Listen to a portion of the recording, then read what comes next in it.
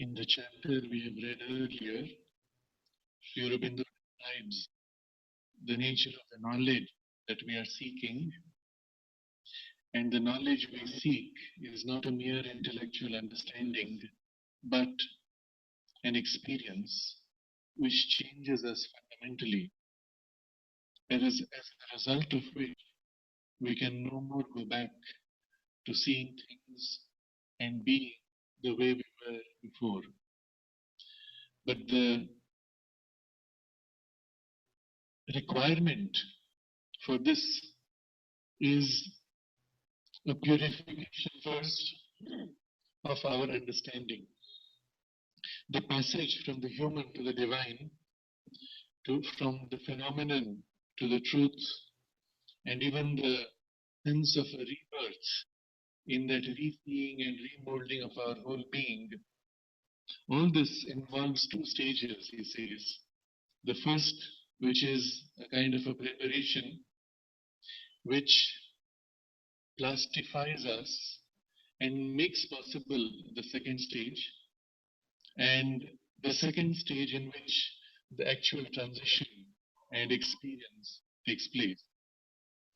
And the first necessity of this preparatory phase is the purification of all the members of our being. For this, although every part is involved, the most important part is the buddhi, the understanding, which is the leader of our whole being, and by the purification of which it can turn upon the whole of our nature and bit by bit extend that purification to the other parts most easily. And therefore, this current chapter dwells on how this purification of the buddhi is to be attained. And the term buddhi itself, he uses the word understanding, is utilized on two levels. The first, which is a more intellectual level, the part in us which observes disinterestedly, judges, and reasons. But there is a more profound use of the word buddhi, of which this description is only the lower buddhi. And the higher buddhi is that function of our mind which knows innately. It does not need to reach out and seek knowledge. It already possesses. And it brings out that knowledge in terms of intuitional thought and revelation. So this higher buddhi is what we aim for which the lower buddhi, of course, has also to be purified. And what we are reading now describes the three stages through which this purification takes place. And in the third stage, again, we will find sub-stages. The first stage is the removal of the first cause of impurity in the understanding, which is the mixture of desire in the thinking functions. And the desire itself is an impurity of the will in the vital and emotional parts. And Sri Aurobindo explains to separate layer by layer and part by part, showing us the true role of each part and the stages of the separation and how each part is to be put in its right place. So he says that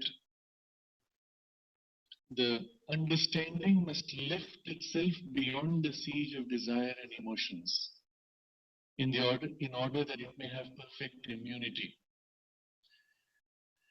Now, this experience is for us a common experience in a first instinct. When we find ourselves strongly emotionally disturbed and the situation does not permit emotional disturbance, what we often see in the setting of a school where teachers deal with students, the teachers are allowed to get upset, they're allowed to scold students, and they can get away with it. And so they do. They don't even try. But the same teacher now, in relation to the principal, she may be upset, but she will try to restrain her disturbance, try to control, which she will not even bother trying with the children. So in life, we find ourselves in these situations where we don't bother, but where we are compelled to restrain because the price of getting upset is too harmful. We make an effort to pull back, restrain, and that's when this happens, that some part of the mind tries to pull back the emotions.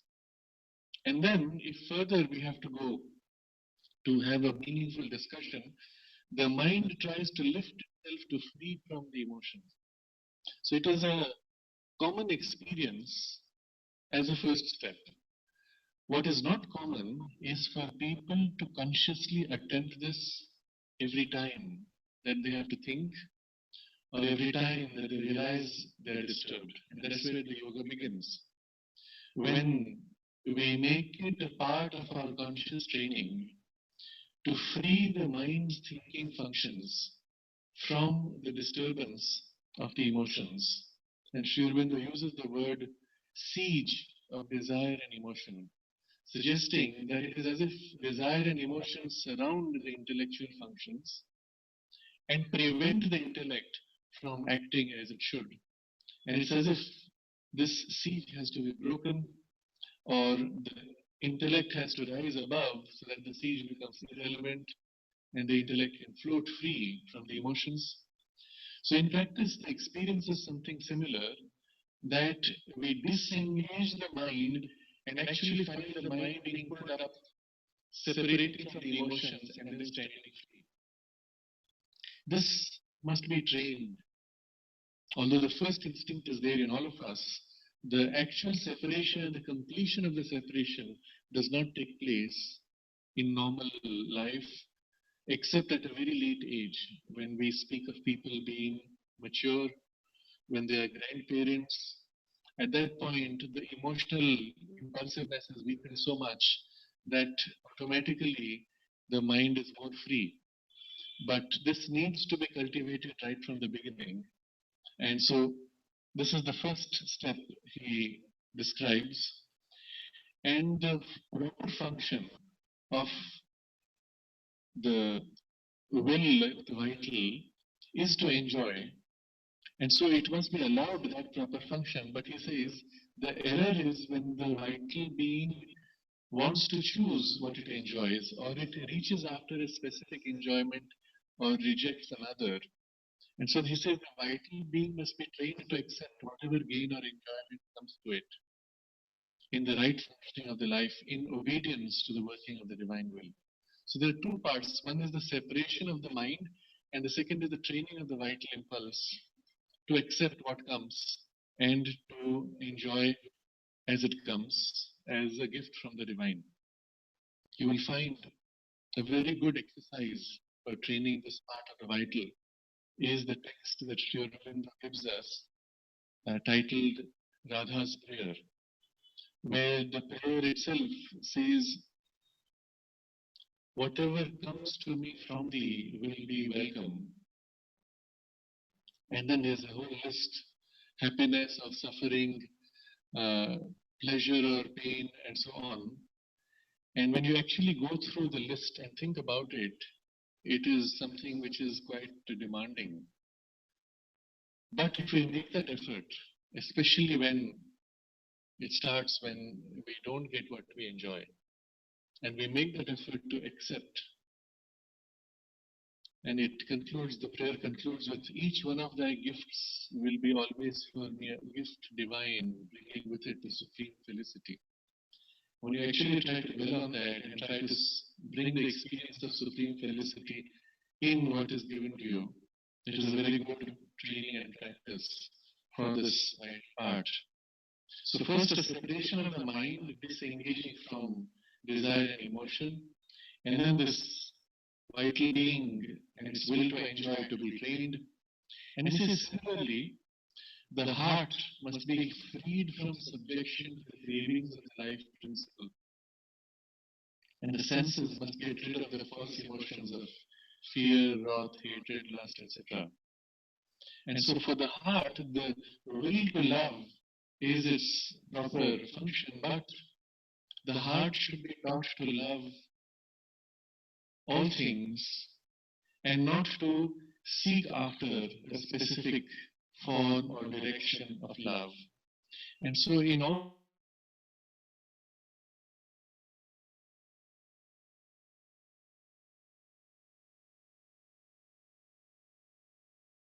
this art, which makes possible this kind of a true action. So in conclusion, the first cause of impurity is corrected by the mind separating from the heart, from the emotions and desires, and then the emotions and desires being trained in this way with the foundation of equality and being taught now to respond differently without hankering after things. But this mind, which is now separate, which is now reasonably free from the emotional disturbance, it needs to undergo a second stage of purification. And this is now the next paragraph which we have seen before already. And here he says the purification is the separation of the understanding from the illusion of the senses and the mixture from the sense mind in the thinking functions. And so senses have a right place only as a starting point. And he says something very profound here. The beginning of science takes place when we examine the truths of the world force and look for the truth behind what the senses present. And the beginning of philosophy is when we look behind to the principles of things which the senses mistranslate. And the beginning of spiritual knowledge is the refusal to accept the limitation of sense life. So he actually places science, philosophy, and spiritual pursuit in these three successive stages. And we can see immediately a certain continuity and a relationship between them. But here again, the sense mind must be stilled and taught to leave the functions of thought to the mind that judges and understands. And for this, he says, you have to stand back. The thinking part has to stand back from the sense mind. Now, what this means in practice, when we live in the normal process of life, in the habitual mode, the mind is so deeply embedded in the senses, we don't even recognize that we are subject to this instinctive, impulsive sense working. Some of the more common forms of this you will see when people go to an elevator of a tall building, you push the button and then you're waiting for the elevator. The button lights up the moment you push it. But after a while, you keep looking, why isn't the lift moving? And again, you push and you push 2 or 3 times, as if somehow pushing the button will make the elevator move faster. If you think rationally, you will say, obviously, that's not going to happen. And yet, in the sense mind, this seems right. If you push the button harder, if you push it faster, somehow things will happen sooner. And the similar thing happens when we have a confusion of, when we have a conflict of opinion.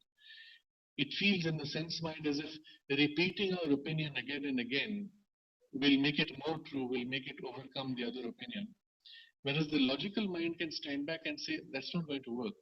I need to understand, I need to make a connection, I need to make a bridge, place the thought process in a different context.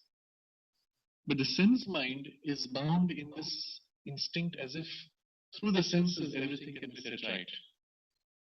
It also comes in other forms, the impurity of the mixture of desires in comes in other forms such as refusal to accept something which is not convenient. So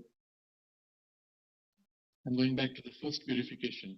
When somebody says something that is not convenient to you, you simply react by saying, I cannot accept something like this. I cannot believe this. This is too much for me to believe.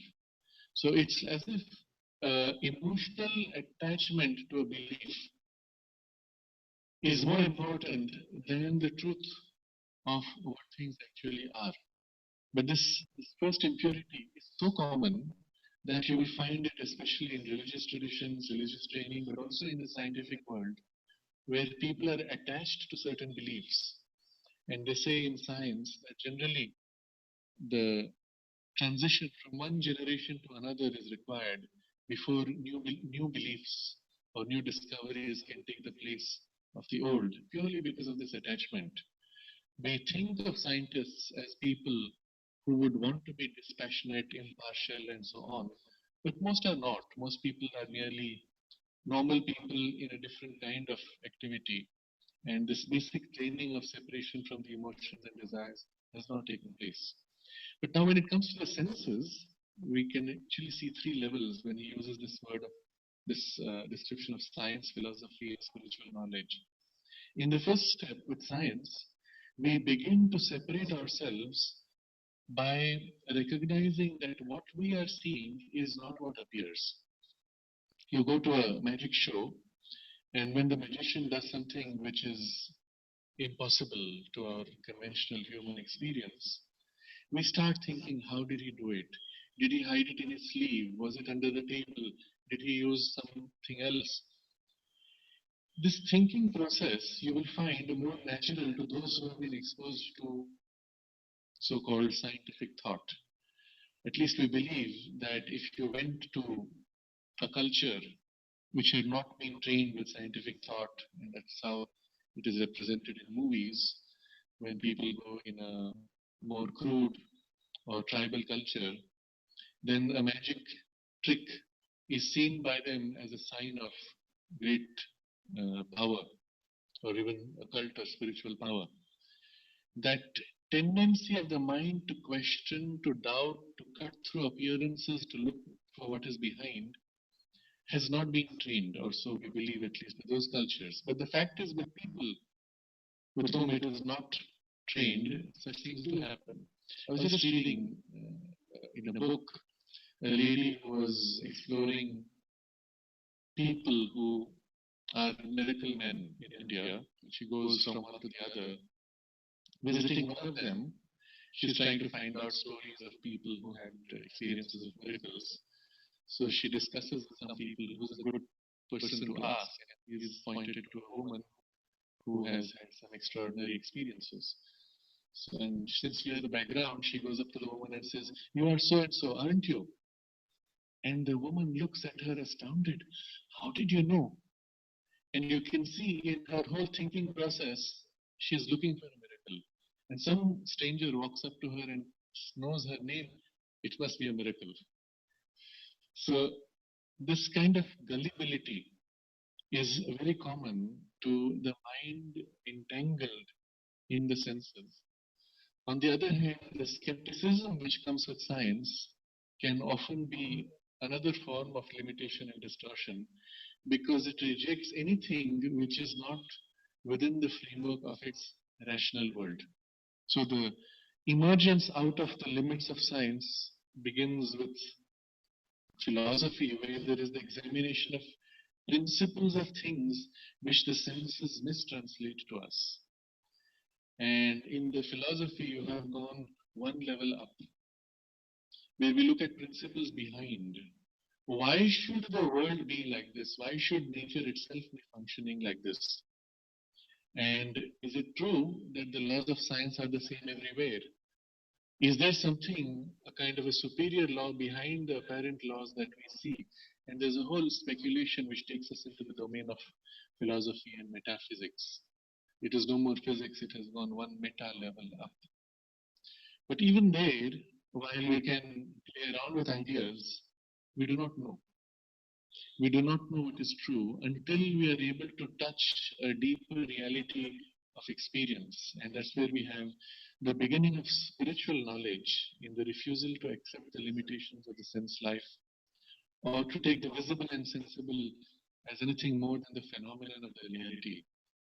And it is only when one begins to experience these things that one accepts science as a first step, recognizing its limitations, accepts even philosophical speculation as a step of a deeper understanding of things, but one has to then go beyond to the experience of a deeper truth. Now, the experience need not always be direct.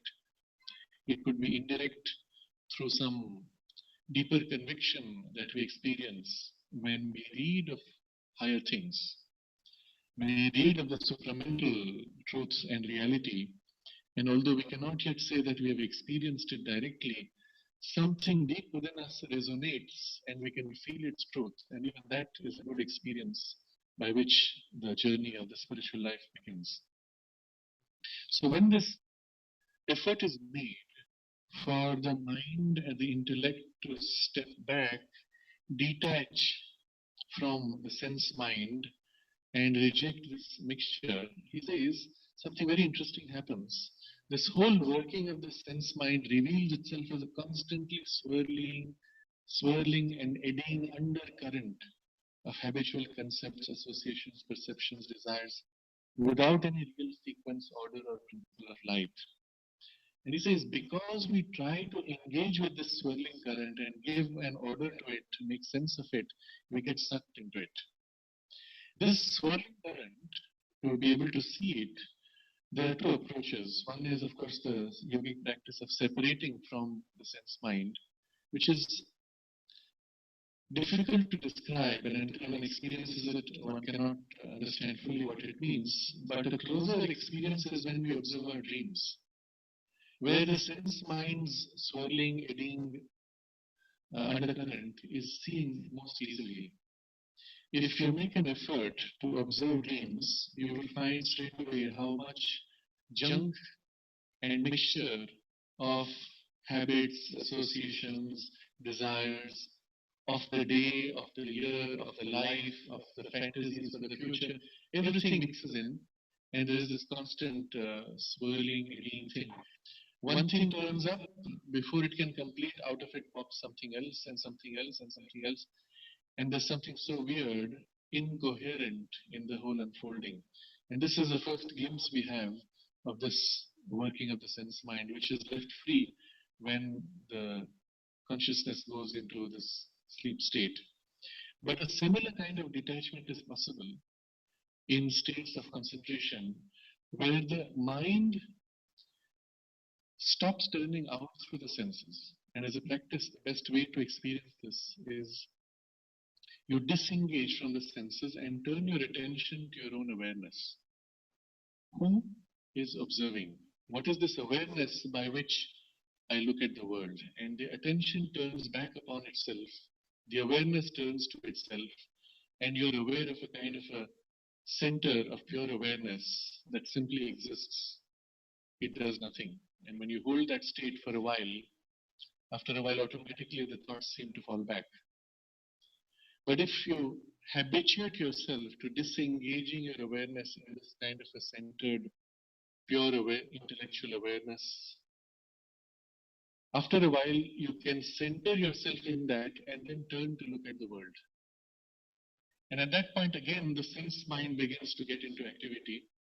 Things happen, they rise and fall, but this center of pure awareness can watch. And then you can see the stream most easily, because you're detached, you're free, and you're outside the stream. The tendency will still be for you to get sucked into some interesting thought, some interesting association or memory that pops up. And if you have practiced staying in this for long enough and frequently enough, you can resist that impulse, and after a while one can remain completely free from this thought movement. Then two things can happen, and this is what he recommends. He says there's nothing to be done with this fickle, restless, violent, and disturbing factor, but to get rid of it. And the two ways to get rid of it: by detaching it and then reducing it to stillness. So, this is what we do when we stand back. You simply refuse to participate, and then, even after a while, a kind of a gentle will intention to just subside, to relax your mind, and then everything becomes quieter and quieter. There's still a kind of a undercurrent restlessness, like ripples on the surface, which then has to be dealt with by something more profound, bringing in of a peace from above which can still that even. Or he says, by giving a concentration and singleness to the thought, by which it will of itself reject this alien and confusing element. So where does the thought come? In this part of the mind that is standing back, which is aware of itself as a pure mental awareness. And when you consciously evoke a thought out of it, you can experience a thought coming out of your own awareness. It's not a thought rising in that clutter and junk of the activity. It is a consciously thought out, intended thought.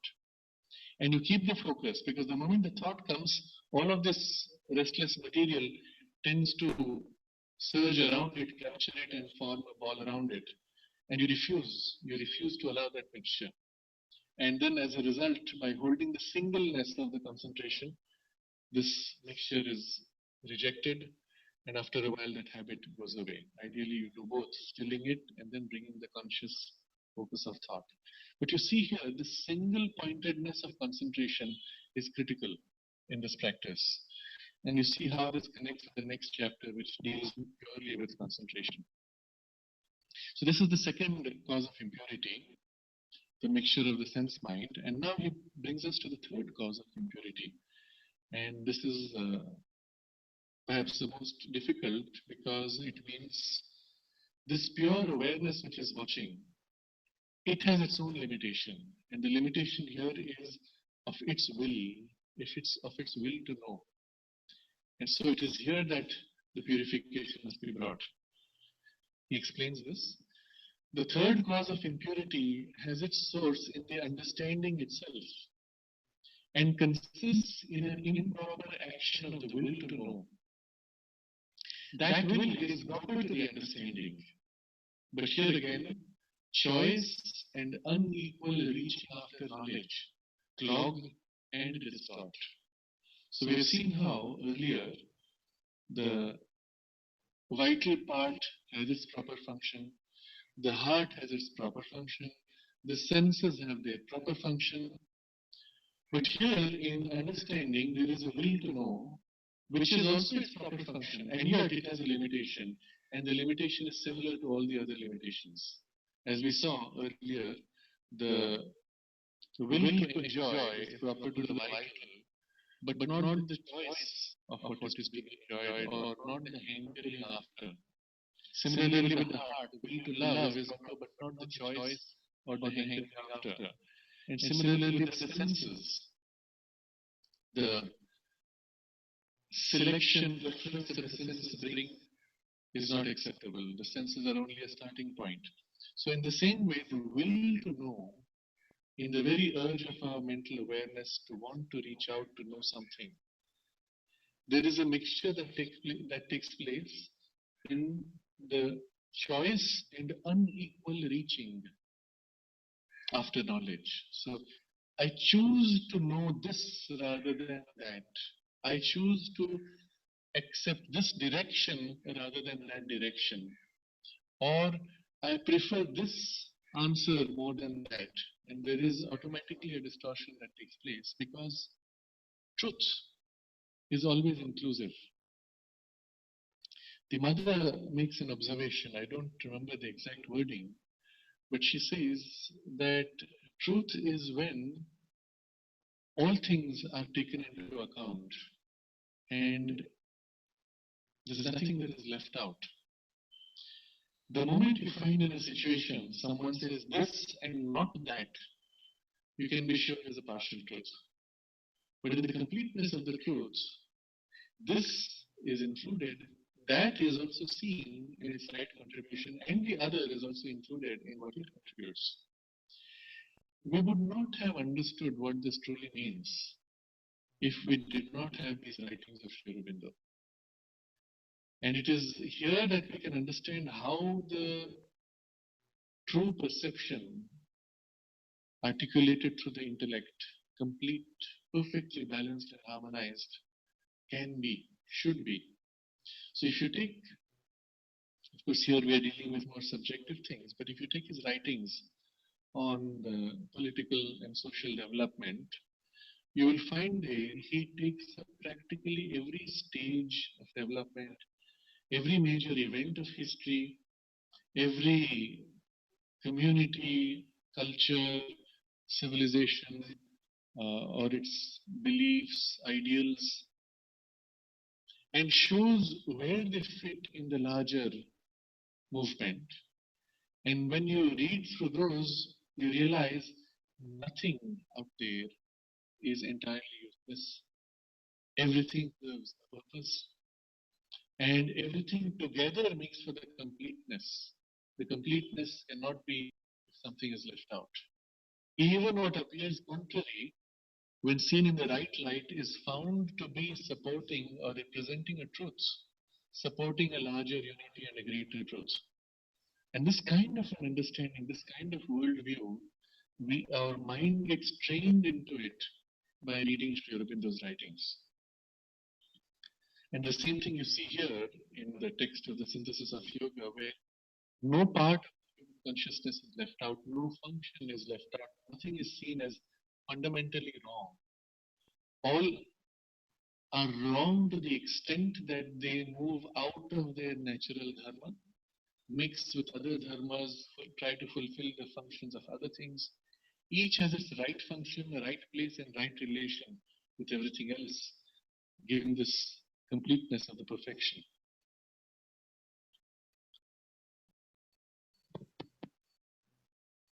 So here we see the tendency of the will to exaggerate or to prefer or to turn to a particular unequal reaching out, choosing something over something else. These are the things which clog and distort.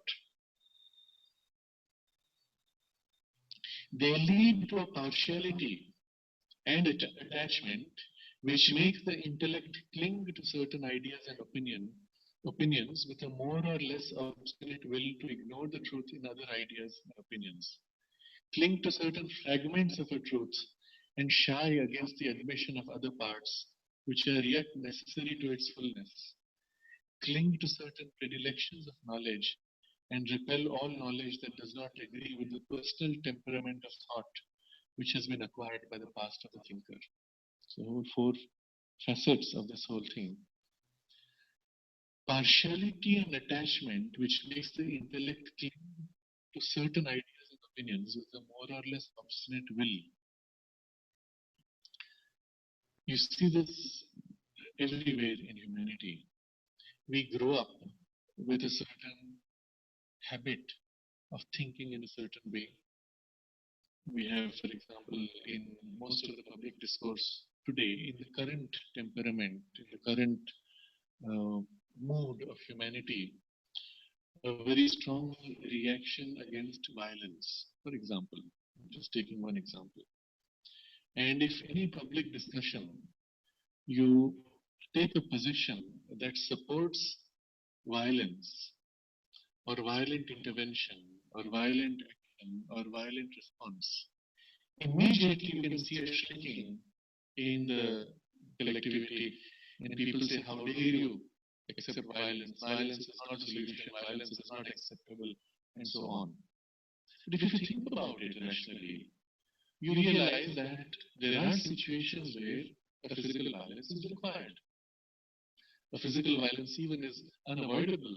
And Sri Aurobindo makes this point that the truth of non-violence is a psychological truth and not a physical truth.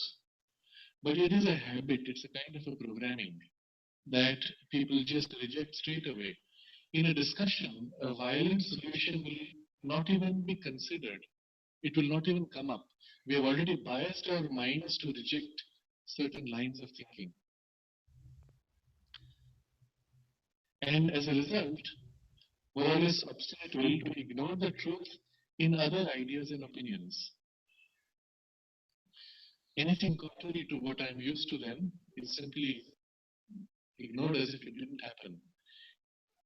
I don't know if you've had this experience, but it happens sometimes in discussions when people have placed certain views. And if you come up with something which is too far out from the discussion, people briefly look at you and then continue talking as if you said nothing, they never heard it. It's as if the mind just filters out a statement which is simply too far out and they don't want to hear it, they don't want to believe it, they don't want to consider it. And it's like they've never heard it. And this kind of an inbuilt bias can go so deep. I had recently occasion to meet somebody.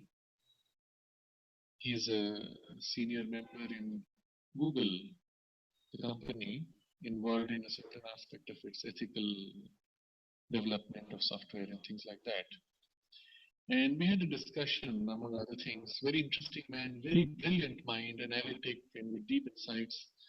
And somehow the discussion came to strange things like extraterrestrial life. And he said, I simply cannot accept this.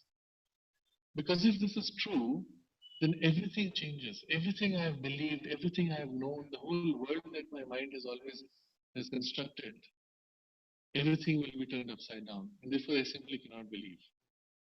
When you think of it, the argument itself is irrational. It is saying that just because I have a constructed mind structure and this now challenges that construction, I will not accept it. But on the other hand, if you rationally approach the question, considering the billions of planets, of which we already know several hundred which are Earth-like, but if that's the proportion in a space very close to the Earth, there will be billions of planets out there which are Earth-like. It's inevitable that there will be other life forms. Perhaps less developed, perhaps more developed, perhaps whatever, different in form, but there have to be other life forms, and some of them, at least considering the age of the universe, would be more developed than us. And this is a purely rational thought process, which he is very much capable of. But the conclusion so strongly challenges the present constructed worldview that the line of thinking will not be taken up because it challenges what is the preferred framework of opinions. So Shravinda uses this word, more or less obstinate will to ignore the truth in other ideas and opinions. And there's this tendency to ignore as if it just doesn't exist, as if it just didn't happen. I didn't hear it even. And then the less extreme is cling to certain fragments of a truth and shy away against other parts which are yet necessary to its fullness. So in a discussion on what we can do, there are perhaps 10 suggestions. I am drawn to suggestion number 1, 2, and 3, but all the rest, oh, that's useless. Don't waste your time with it. This is not interesting. This will only waste money. This will only waste energy. Don't even think about it. It's been attempted, it has failed. And I reject all the other possibilities. And yet, when you look at how nature works, nature never takes one thing at a time. She works at the same time on many fronts. And all of them eventually play a critical role. Not at first, but eventually they play a critical role. Or they work behind the scenes in creating a kind of a internal harmony which you did not even realize was important in the larger function. So we have automatically a tendency to highlight certain parts, ignore others, and as a result, the fullness of the knowledge is not there. I'm taking an example of action, but the same thing would be true in understanding. If we had to make a building, we have to take into account not only the engineering structural strength, but also the way the pipes would be set for the electrical connection, the water, for the airflow, for the storage, and all kinds of tiny details, which in the first line of thinking, because I'm so obsessed with the structural strength of the building, I have not even thought of. I remember somebody had told me in the early 90s, He was working with me at the archives. And he said that when he first came to the Matri Mandir, it was just being constructed, only those four pillars had been made. He saw everything, he went over, and of course, he was very drawn to the whole activity. Then he went to the architect and said, "You've forgotten something very important." I said, "What?" "You've forgotten the passage for the electricals." And the person in charge of that said, "Oh, yeah, I didn't think about it." And of course, they took steps to include it. But this kind of focus of the mind on what is most important tends to ignore what at that moment is less important, but which eventually later on becomes critical. Inevitably, when we go through kind of house repair and house construction, when things are almost completed, we realize, oh, we didn't think of that, we didn't think of that, and so on. So an experienced person is one who has been through many such mistakes and has made a checklist of all the things which we tend to forget. And he begins with that checklist from the beginning. But really, this must be the natural training we must give to our mind, that even the most trivial facet should be held in the awareness, even if it is not highlighted, should be accepted for the fullness, necessary to its fullness. And you will see this in Sri Aurobindo's writings, that he leaves out nothing. Even the tiniest variations and variations within the variations are covered, which is what makes sometimes the sentence structure so complex. There's no other way to include these multiple layers of variations. People often complain, oh, it is Victorian style, it is an old style, it is not the modern style of writing. It has nothing to do with the style of writing. It's about bringing in the richness of content and detail in its right relation.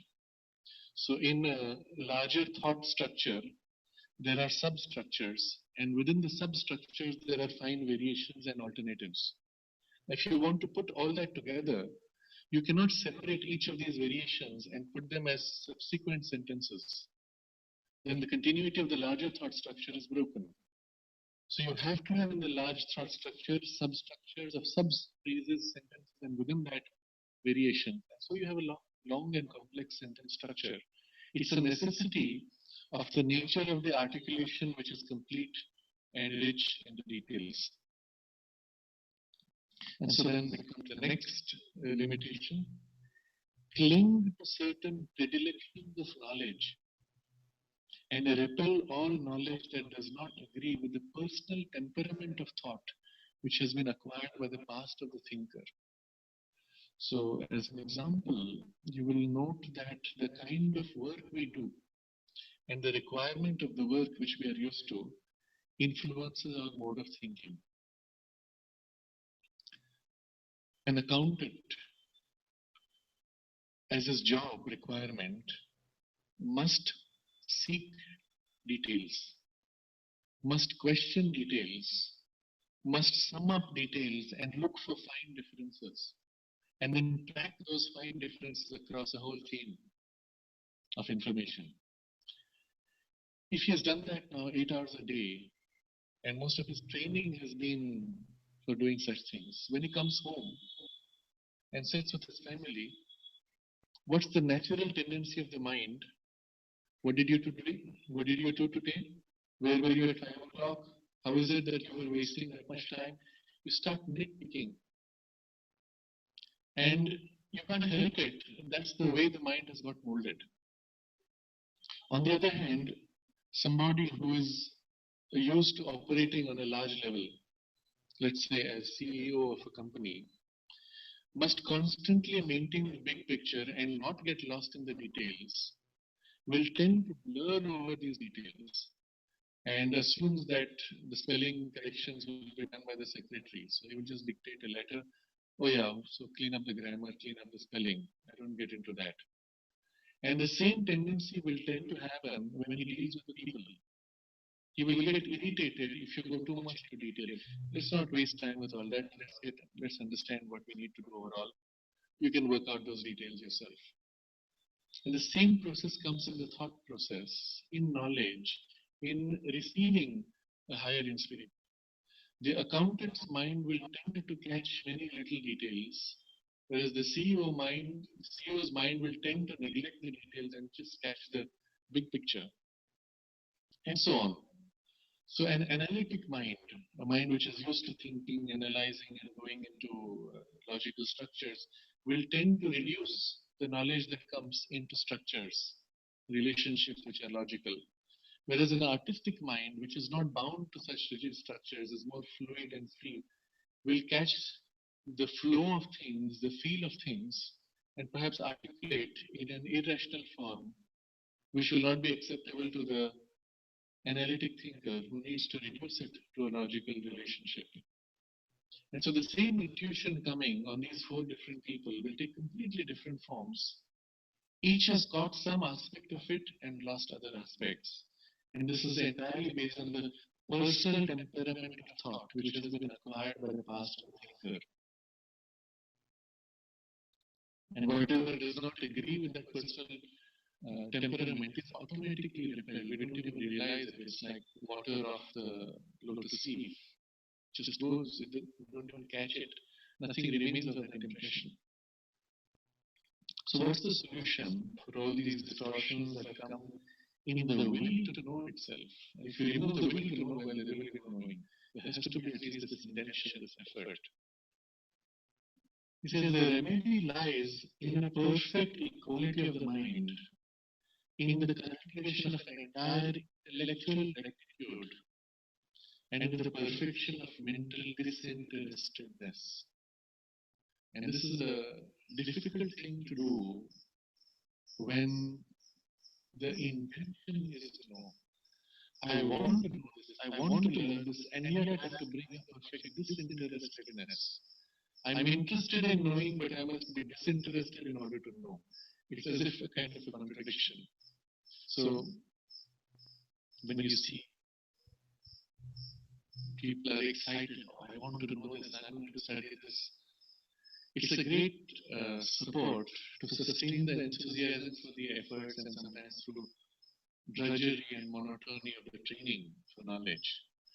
But at the back, there has to be something which says, however long it takes, however complex, however difficult, well, I'm going to keep going at it. Whatever the nature of the knowledge and the difficulties and the facets which I am uncomfortable with, I will still accept all those. So this kind of training, I have not personally found a better way than to expose oneself to a rich range of ideas, including ideas we are uncomfortable with or unfamiliar with. And with the richness of that exposure, the mind learns gradually to accept the validity of all these. A kind of a widening takes place, a kind of a plastifying takes place. For me, personally, in the early years, a wide, rich reading of science fiction was a great help in this kind of widening of the mind itself.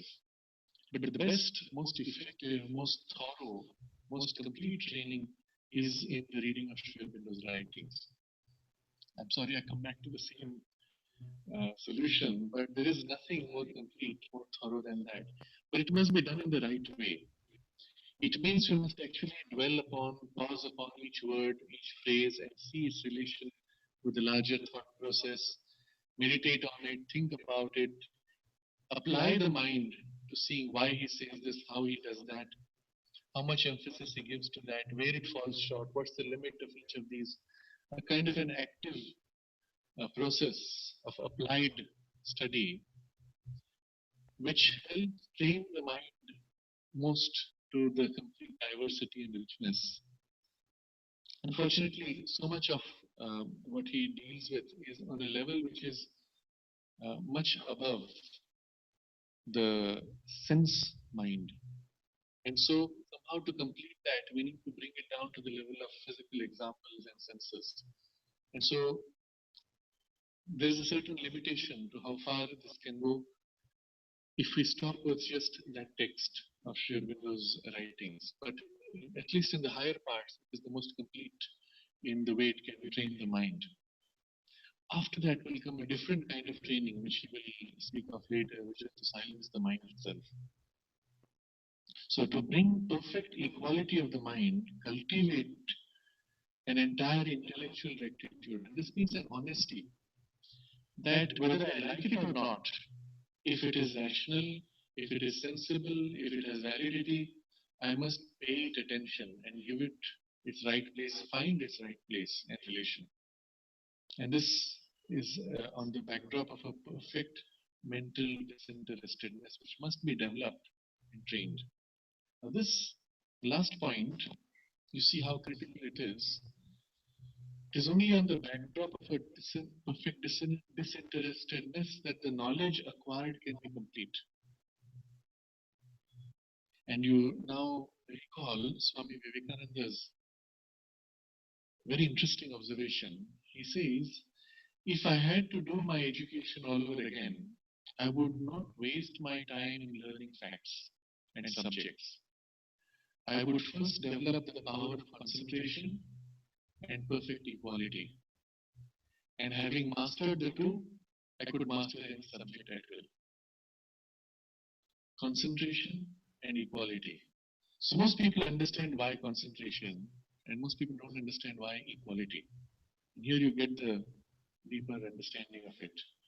Unless the equality is perfected and this perfection of disinterestedness is there, the knowledge that comes through by the effort of concentration, especially the higher knowledge as it comes through and enters the mind, cannot be wholly received without distortion. Because of the lack of perfect equality and disinterestedness, first there would be distortions, there would be exaggerations, unbalancing of the content. And after that, there would be a loss of detail. And so there has to be this very clear poise of the mind, disinterested, accepting whatever comes, however inconvenient or however unfamiliar, and then allowing that to unfold and reveal itself in layers and details bit by bit, not rushing to seize, catch, and start expressing. Until the knowledge fully unfolds, you wait with perfect equality. And then after that, you may work to articulate it or to explore it, and the activity of the mind may follow. But till then, it has to be in a state of passivity, allowing the thing to unfold. In this way, you will find the most extraordinary kind of knowledge is accessible without going through formal training. So you see this in some of the great sages in Ramakrishna Paramahansa or Ramana Maharshi. You see them articulating deep philosophical truths, commenting and elucidating on the most difficult technical, religious, philosophical, spiritual, metaphysical, yogic questions with a directness and a simplicity which stuns you, astounds you. And often these great scholars have spent years thinking about it and working on it, and then they get a very simple answer, and suddenly it becomes so obvious, so clear, so simple. They go back fully satisfied. And yet these people did not go through formal education, formal training of the mind. How did they get that? And the secret is in this cultivation of a perfect mental disinterestedness and a certain power of concentration. And the concentration reaches out to identify with the truths, with the knowledge, experience, and the perfect disinterestedness creates the receptive ways in which it can unfold and reveal. Literally, it means for them when the question comes, they simply turn and the awareness in stillness and silence reflects, and the knowledge is there. It holds the insight. Oh, yeah, that's what it is. And it is stated. Mother describes Sri Aurobindo's writing of the Arya, and she said he was in a state of complete mental silence. He was in the silent mind. And she said the knowledge simply came and went straight through to the typewriter. What does that mean? Is it the mind itself is not there? It's of course there. It's the vehicle through which the knowledge acts, but it is completely silent. And therefore, what comes through can be as complete and perfect and richly detailed And the articulation even in words and the formation of the words and sentence structures, all that takes place in the streaming down of the knowledge. And it's only the fingers which are moving, nothing else is moving. It's just something which is formless knowledge experience enters the domain of form, takes on its most natural form, articulates in the vocabulary which is available already in the trained mind, and even sometimes, where necessary, breaking through to form words which are not already present in the language, but using the imprint of the mind to form that language, and then moving to the fingers, which are the only thing moving. Everything else is perfectly still and receptive. So you will find sometimes words which are coined. I remember my teacher once, when he was writing and he was typing an article, afterwards there would be certain words which were unusual. And when he wrote those words, you could feel how perfect and right they were, but they were not part of the conventional English vocabulary. They were as if coined words. And one particular comes to mind when he was writing the series commentaries on the mother's history, I think. And there would be one article a day, which would simply be streaming. You would concentrate, start typing, and straight away 2 pages non-stop practically. Perfectly crafted words. And there was this word, something he was saying, and then he said, he was describing the sense of exceeding, and then he said, there is a sense of beyonding. And afterwards, someone corrected it to there's a sense of going beyond. And it was like a flattening. Power is a sense of beyonding. It was as if lost. And so this formation we put back to the sense of beyonding. But you see that in many of your writings, often in mother's talks, when she uses words and phrases, sometimes they seem as if repeating, but she is articulating an experience. And in the experience, she is using a certain vocabulary and a certain structure of words. If you follow the experience rather than the words, you will find that there's something, a power which is conveyed, and the experience forms in you. Remember, in one of the letters she wrote to Huda, there was a description of colors. I think it had to do with some drawing or some vision. And the way she wrote was, the blue, it is this. The red, it is this.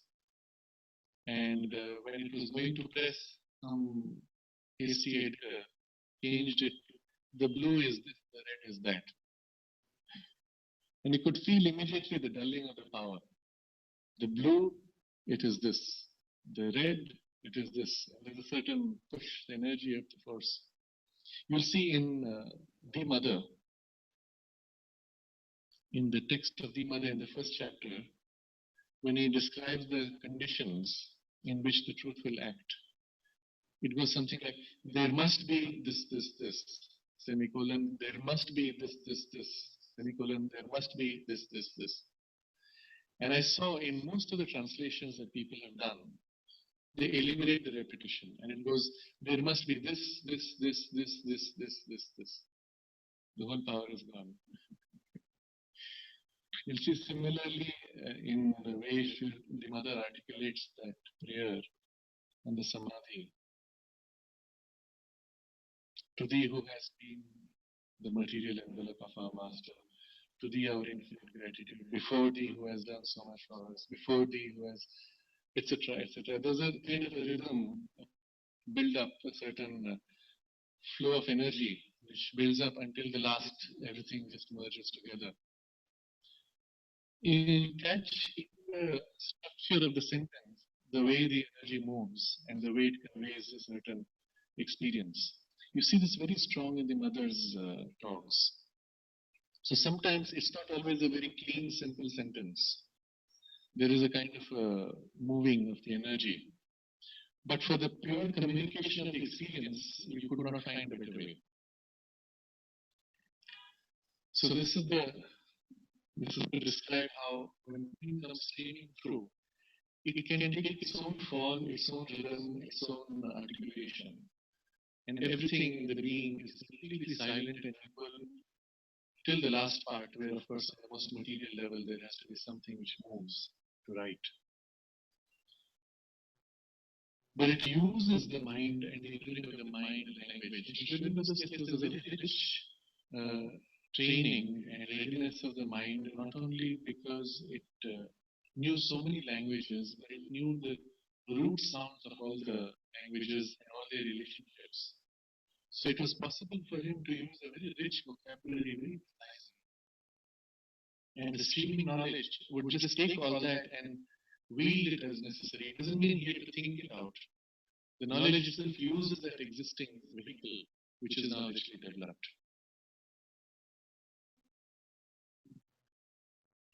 So, the remedy lies in a perfect equality of the mind, in the cultivation of an entire intellectual rectitude, and in the perfection of mental disinterestedness. And both of these, they have to be, all three things have to be developed and cultivated and perfected.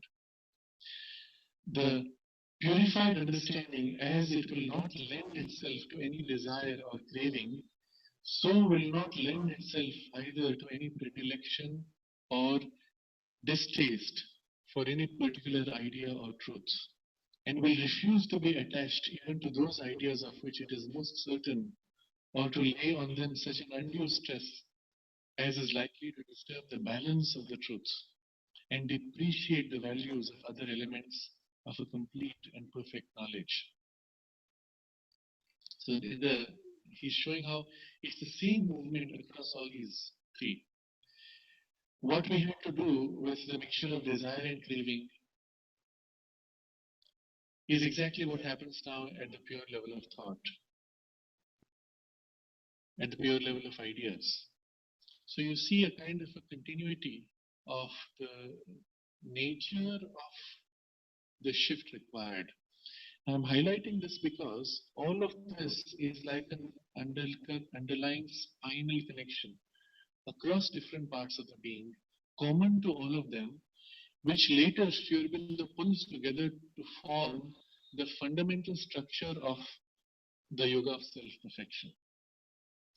The foundation of yoga of self-perfection is on equality.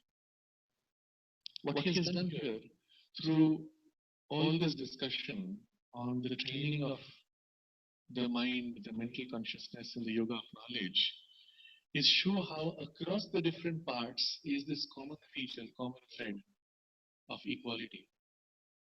What earlier he has shown in the yoga of works is also similarly a common feature of the thread of equality. And in the yoga of love, similarly, he will show that. And then in the last section, which deals with the yoga of self-perfection, all these threads are pulled together. And that becomes the foundation for the yoga of self-perfection, the equality which is now common to all these different facets and parts of our being and sub parts and sub-functions, purifications, etc., etc. In everything, you will find this underlying common thread. And that's why this understanding of the vertical connection across the different parts is so important. They all merge. And so what you see is in the 6 limbs of the yoga of self-perfection and the first base of it, which is the purification, you will find threads which are going through everything in all the parts of the being, common to them all and common to all their development. And so when we take those as our focus in practice, it is acting on all the parts at once. Of course, if we take the trouble to do it. Unlike other yogic systems where you do this, then you do that, then you do that, and there's a sequence of a vertical build-up. Until you do this, you cannot do that. Until you do that, you cannot do the third. In the integral yoga, because all the parts of the being are taken up, it is rather a parallel stream going down from the top to bottom across all the parts. From the lowest initial steps to the final ones, there are certain common features in all the parts, and these threads just merge. So there's a very different approach in the way he structures, or rather the way the integral yoga itself is structured. And we see the structure when we look at things in this way. So the purified understanding will not have any of these biases, will not put undue stress, so as to disturb the balance of truth and depreciate the values of other elements of complete and perfect knowledge. And here comes an interesting suggestion. True truth, or the true articulation of the truth, involves an inclusion of all things in the right balance, the right harmony. And the balance is extremely delicate. The moment you tilt a little bit, something is exaggerated or something is depreciated, you have already got an error. But the balance of truth as it is right now is not the same as it is tomorrow. The state of balance itself is a dynamic state that's changing constantly. So yesterday what was true in the balance is no more true today. Today it is some other aspect which comes up more strongly, and another aspect which is now subsidiary to this, and so on. So there is at each step a kind of a right balance and harmony of things in which we progress and unfold. This is the reason why it is very difficult to make a hard, concrete, absolute statement and stick to it for long. You will find sometimes when people ask very simple questions to Sri Aurobindo, where all he would have had to say was yes or no. Is this good? Yes or no? Sri Aurobindo gives a long explanation. If you approach this way, this is important. After that becomes important. But this, under these circumstances, it is less important, except under those circumstances. You get this whole long, complex response, which gives you the complete picture for all the variations of all the human types who would have asked the same question. If you simply said yes to this man, tomorrow another man coming asking the same question, there would be an answer which is no. So just I joke, I put it in the form of a joke, but I'm sure there are many such examples. Somebody says, Mother, should I eat bananas? And she says, yes. And somebody else says, Mother, should I eat bananas? She says, no. And so Mother is always changing her mind. No, that's not the case. It is in you because you have a low stomach. Don't eat the bananas. But she doesn't always take the trouble to expand and elaborate and give all these things because she's giving a little reply. But Sri Aurobindo is writing, and typical to his style, he gives this very complete answer. And the result is you cannot fault him. You can never catch a sentence of Sri Aurobindo and say, see, he's wrong there, because I can show you one situation where that is wrong. Because he has given you a complete picture and he has included all the situations. The only way you can fault him is if you take him out of context, or if you take a fragment of a statement without all the rest, where he has already shown the limitation of his first answer. And of course, people have done that also in their mischief. But the interesting part is this term he uses, disturb the balance of truth. And this idea that there's a delicate balance, and that that balance itself in our unfolding journey is a constantly changing balance. So this is something very interesting. It suggests in the vibration of this idea the feel of the psychic being.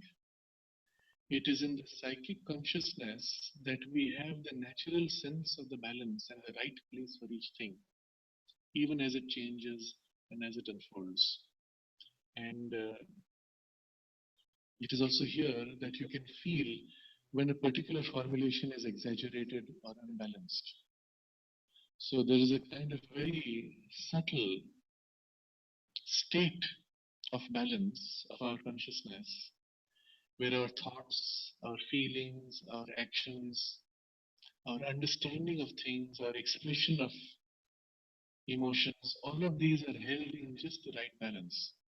When all these things come under the influence of the psychic being, it's as if one flows with the situation. And as the situation changes, it's as if this balance shifts to adjust to the situation. And at each step, it is like a dancer, perfectly in harmony, perfectly in balance. And it is this which is the nature of the perfection. The perfection is not a static perfection, it is a dynamic, constantly changing, balanced perfection. So, once we have gone through these three purifications of the buddhi, we are at a certain stage where the intellect can now be a true instrument for expressing knowledge as far as intellect goes. What is it capable of and what more does it need is now what he describes. An understanding thus purified would be a perfectly flexible, entire, and faultless instrument of intellectual thought and being, and faultless instrument of intellectual thought. And being free from the inferior sources of obstruction and distortion would be capable of as true and complete a perception of the truths of the self and the universe as the intellect can attain. So we see that the intellect can go very far, but there's a point beyond which it cannot go.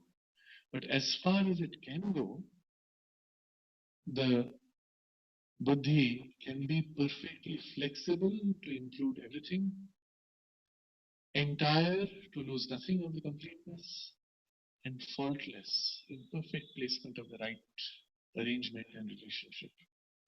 So the buddhi can become a flexible, entire, and faultless instrument of intellectual thought. And if we have also got the lower parts from the limitations of the life energies, the emotions, the heart, and the sense mind, then it will be free from the inferior sources of obstruction and distortion and be capable of as true and complete a perception of the truths of what? And what is it that we are expressing in terms of truth? The self and the universe. If you think about what it is that we are trying to express when we speak of truth, first it is we speak of the universe, things which are sensitive. Then we speak of the things which have to do with the principles behind what we see. Then we speak of thoughts and abstractions and imaginations. But where are all these taking place? This is all part of the universe. But where are all these things taking place? And what are they expressing finally? All things which exist are an expression of the self. So, from the highest standpoint, all knowledge is a revelation of the self, self revealing itself in facets, in aspects, in play, in relationships of itself with itself. That is what becomes to our sensory experience the experience of the universe. But we can also speak of the self outside the domain of form in terms of pure experience of consciousness, even before it takes these forms and relationships. So, in using these two words, self and the universe, Sri Aurobindo is covering everything. But starting with that which includes both. Self, in its essence, an experience of ananda, for example, an experience of illumination of knowledge, which is taking place at a level of formless awareness of all knowledge. You cannot even speak of it as universe because you cannot articulate it in terms of form.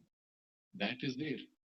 And then when you reduce it to the domain of forms, then you can see an understanding of the flower, the plants, the rocks, the relationships of laws of the universe, what we call physics, chemistry, biology. All these are included, but they are all limited formulations and formations of something more essential, which we can only speak of as knowledge of self. So he says, all perceptions of truth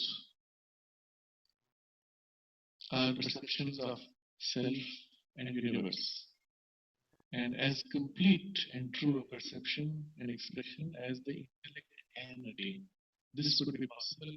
This is within reach of humanity. But still there's something missing. But for real knowledge, something more is a necessity. Since real knowledge is, by our very definition, of it supra-intellectual. So we saw this earlier in the description that there is an informational knowledge. There is also kind of an experiential knowledge which is accessible to translation and expression. But there is a level of experiential knowledge where we are one with it, but where we do not have a vocabulary anymore to express. We cannot reduce it to thought or to words. And so it is here that we find the origin of all knowledge. Even what we reduce or what we experience in terms of senses actually is a limited expression of that. So let me take an example. If you speak of the perfume of the rose, you say it is sweet. What is sweet? Now, if you try to describe, you don't have a vocabulary anymore. You say the color is red. What is red? And you don't have a vocabulary anymore. There is a point where even what we call sensory experience, sensory knowledge, has behind it some core which is outside the domain of words, vocabulary, and even behind that, outside the domain of thought, in pure experience, supra-intellectual. So he says, since all real knowledge is supra-intellectual by definition, to get to that point, something more is necessary. And now we come to the last stage of this training of the purification of the understanding. In order that the understanding may not interfere with our attainment to real knowledge, we have to reach to that something more and cultivate a power exceedingly difficult for the active intellectual thinker and distasteful to his proclivities, the power of intellectual passivity. The object served is double, and therefore two different kinds of passivity have to be acquired. This is the final training. Now, if you see again, in the way Sri Aurobindo described the yoga of self-perfection, you will see subsequent to the equality, there is this whole turn of the consciousness to make itself passive, to make itself receptive, and to surrender itself to a higher status of consciousness. This is essentially the process that he is describing here. But now we understand why this is absolutely necessary. Because the nature of that knowing is not taking place in the thinking process of the mind, it is taking place in a part of consciousness which does not have a thought process. To be able to know in that level, you have to train your mind to become completely silent and passive. Otherwise, you cannot get into that state. So the way we normally describe it is, as long as your mind is active in thinking, you cannot receive pure intuition. Because pure intuition is not a thought process, it is a pure awareness. Pure awareness which is still unagitated. So to be able to know pure intuition in itself, you must be able to experience pure, unagitated mental awareness. Very simple. Then only you can know intuition the way intuition reveals itself. But for this also he says, there are two kinds of passivity which he will discuss. But this exercise, he says, is something exceedingly difficult for the active intellectual and distasteful to his proclivities. It is distasteful because we are used to thinking of activity of mind as our greatness, as the real power of knowledge. If my mind is not active, I am feeling something wrong, something strange, something even erroneous. You tell me I gain better knowledge when I stop thinking, that feels wrong. And so there's a kind of a shrinking, a rejection, distaste. But the other side is it's difficult to quiet the mind because all our training of the mind has been to keep it active. If you look at the normal activity of our training in school, also it is a planning of activity. One activity after another. Do this, do that, do that. If a child is sitting daydreaming, the teacher will say, why are you wasting your time? Do something. If a child sits at home doing nothing, the parents will say, Why sitting idle? Do your homework, read something, do something useful. And after a while, it becomes a habit for us to be in this state of activity because we have been taught that passivity and silence and stillness is somehow waste and wrong. Especially to the intellectual mind trained in this way, it's as if all knowledge can be attained only by effort. So when a child cannot understand, the teacher says, think, think. We never tell a child, quiet your mind, relax your emotions, don't get so stressed, open yourself to receive. We never say that. I wish we did. And it would be much more useful for the children. So Sri Aurobindo points out in his discussions on education that you have to train the body to be as habituated to stillness as to activity. And this is where the yogic approach differs from bodybuilding. In bodybuilding, you have to be constantly doing pumping weights, doing stretches, eating this food or that food. Whereas in the yogic approach, you do asanas. And in the asanas, you take a position, a stretch, and then you remain still as possible. You train the tissue to become completely still. And then the bodybuilder says, but how will your body become strong if you're only stretching? It will become supple, yes, but it cannot become strong. But in reality, when you see people who have trained asanas well, they're very strong muscles. They're flexible muscles also. The body is plastic, but they're strong muscles. They can actually do more than those who have hard and fat muscles, plus many other advantages. So there is something to be said about a very different approach. There's an active approach to training, and there's a what we may call a passive approach to training, where stillness, silence, and passivity are made a means for developing capacities, whether in the body or here in this case in the mind. And it is exceedingly difficult to the active intellectual thinker because the whole orientation has been like this.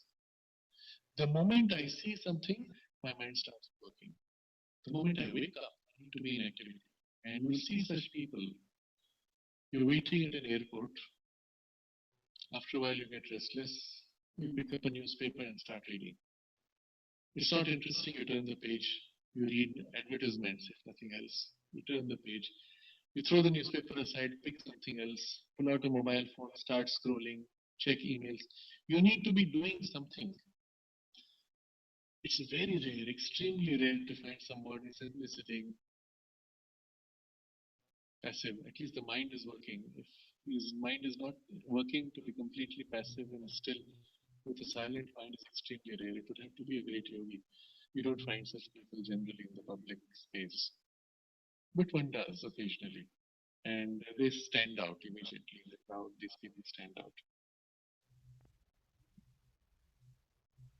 So here he says the power of intellectual passivity has to be developed. And he's using this word power. So passivity is not just a lack of something and helplessness. It is actually a power, an active power which can do things, as he will explain. But since the object served is double, and therefore the object served is double, and therefore two different kinds of passivity have to be acquired. So the first passivity we will see is a passivity which we have to develop to receive. And then there is a further passivity in which the mind has to be made absolutely silent. And we will see this in the text which follows, which is the last two paragraphs of the purified understanding.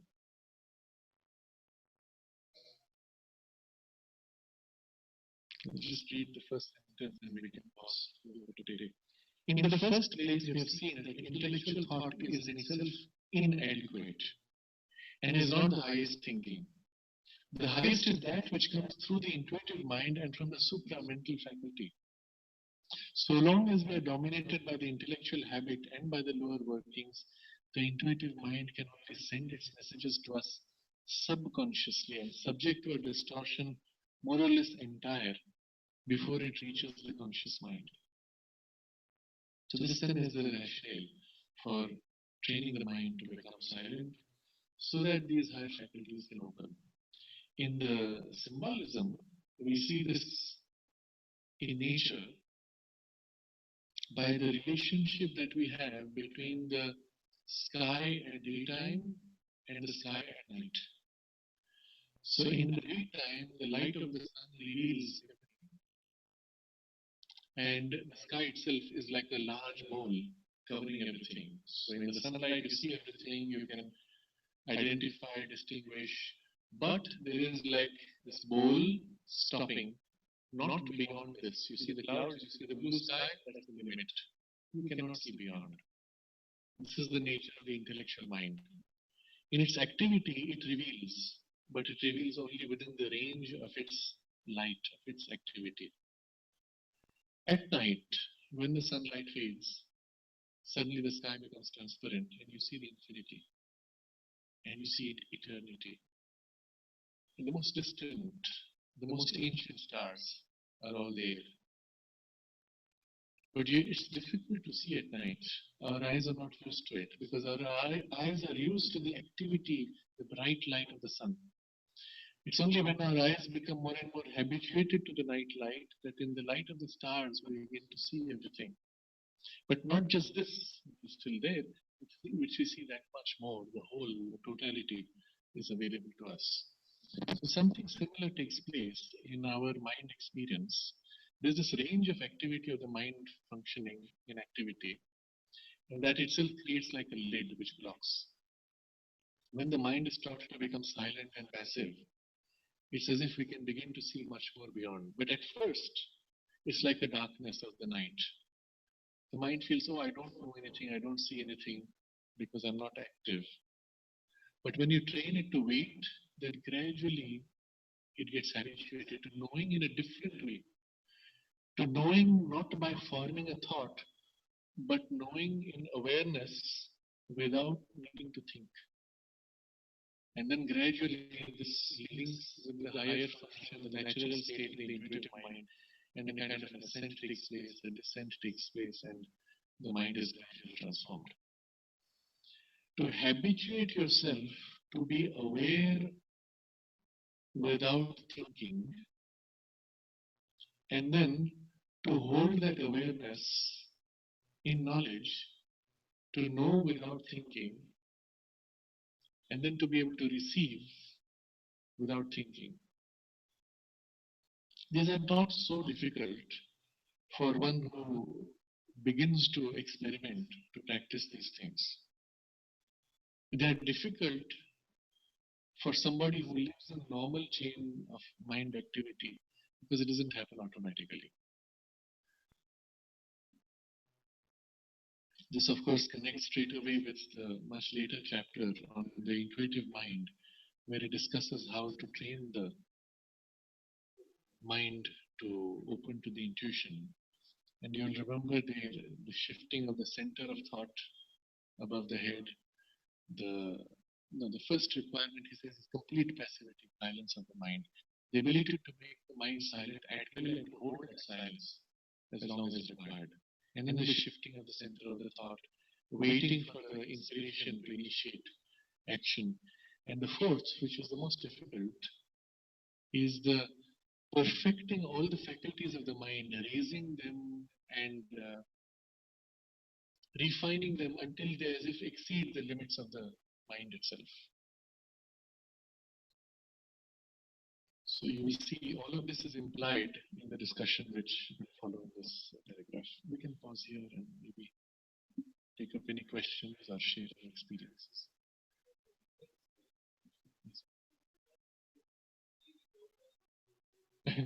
Yes. So here the sense mind and the distortion it brings is the way the sense mind changes what we are seeing. So when there is a sudden accident, it happens within a few seconds. You catch 10 people and ask them what happened, and they all give different stories. How did that happen? That's because the senses registered something in Within that was a mixture of the emotional content of the accident. Within that was the habitual tendencies of the mind, fixed ideas of what could have happened, should have happened, could not have happened, mixing in. And all of that has distorted what the senses actually saw. So when he speaks of the purification of the senses and separating the intellect from that, it is separating from this. Your question is about seeing with the subtle senses. Yes. Uh-huh. Right.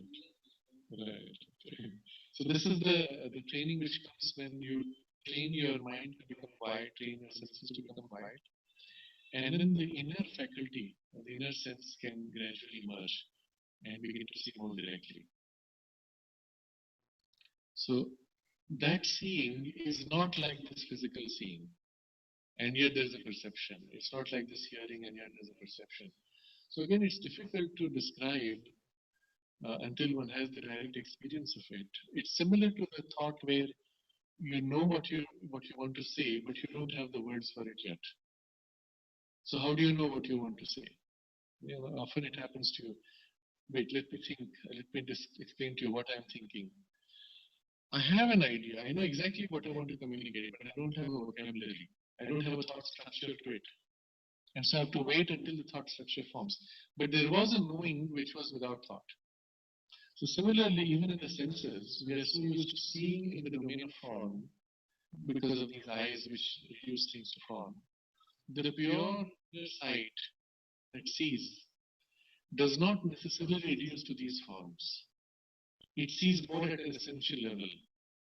And so when it sees, the description will not always be, oh, there was a green door with a grill. There'll be a sense of some opening through which things can enter. So it catches things on a more archetypal level. And of course, it can also be trained to see down to narrow details. But generally, when it sees on the subtle level, it is in this way. So even when you describe a vision, it has this connector. There was something like this and something like that. And your mind is now trying to fill in details to make it more complete. But the original vision had something much more essential, not detailed in form. That's why we can't often recall colors in visions.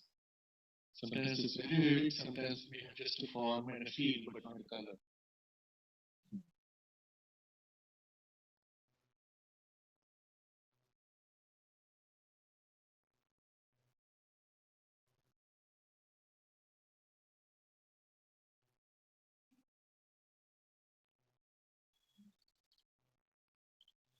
In basic exercise that we can follow,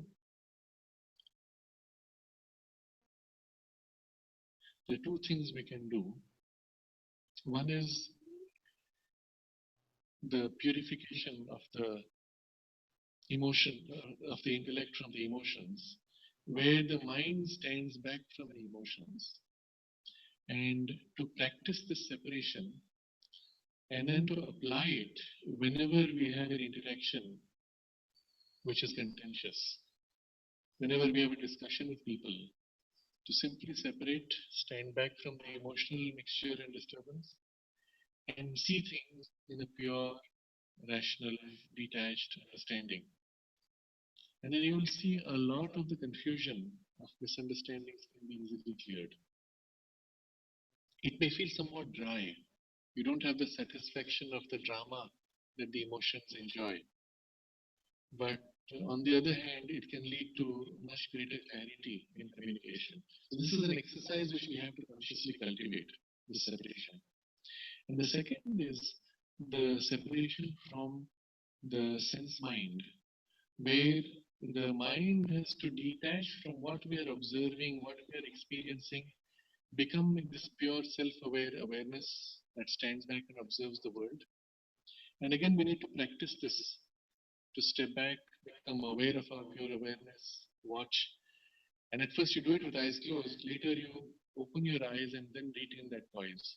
You'll see immediately your attention gets sucked into the sensory experience. And you have to struggle to keep it separate. But if you persist, generally within a few minutes or hours, if you do it in short fragments every day, then within a few days, you can remain like this and watch the whole world like a film moving. And even then, at first, when you move your body, you'll tend to get sucked into the old habit of identification with the sense mind. So you have to wait and then gradually do very simple, slow activities. And gradually you'll find you can get back to a complete normal life, retaining the poise. Problem will still come when you have to converse. Somebody asks a question, and the moment you enter into the engagement of discussion, you lose that poise. So again, you struggle to retain that. And a poise can come soon, where you retain this, you never lose it, but a part of you can involve in the conversation and engage with the world, but this center is never lost. And at that point, you can say you are almost completely free from this mixture of the sense mind. Of course, if you have worked on purifying the senses and the emotions also at the same time. And then this third step of purification becomes much easier, because when you have this poise not involved anymore, it's easier to recognize where you tend to exaggerate the importance of knowledge, where you ignore certain details and things like that. So the sequence in which he gives is the natural sequence in which it is easiest to develop. And each of these will help the others, but this is the sequence in which it makes it most easy. Of course, one can begin with any of these three and then work to the others later. So these are very practical exercises which we must work on.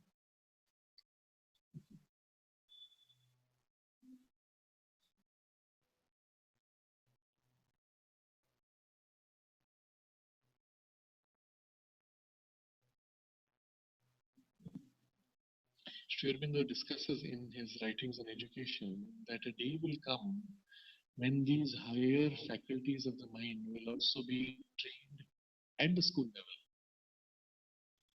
He refers specifically to intuition and subtle senses, the power of subtle perception and things like that, which currently belong to a range above the present existing human development. But a day will come, they would have to be trained also.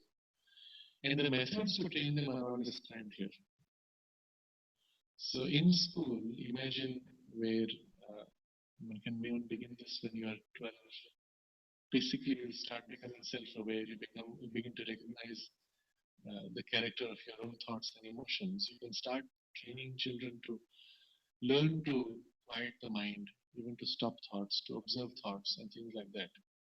And if you could begin at that point, or some you can even begin sooner, one could go very far, and there could be a huge advantage in life.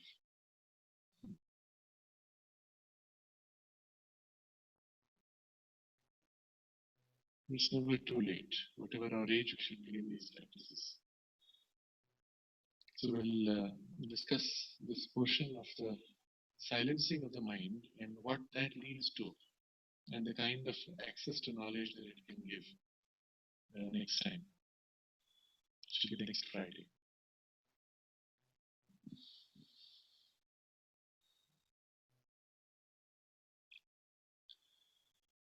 Oh.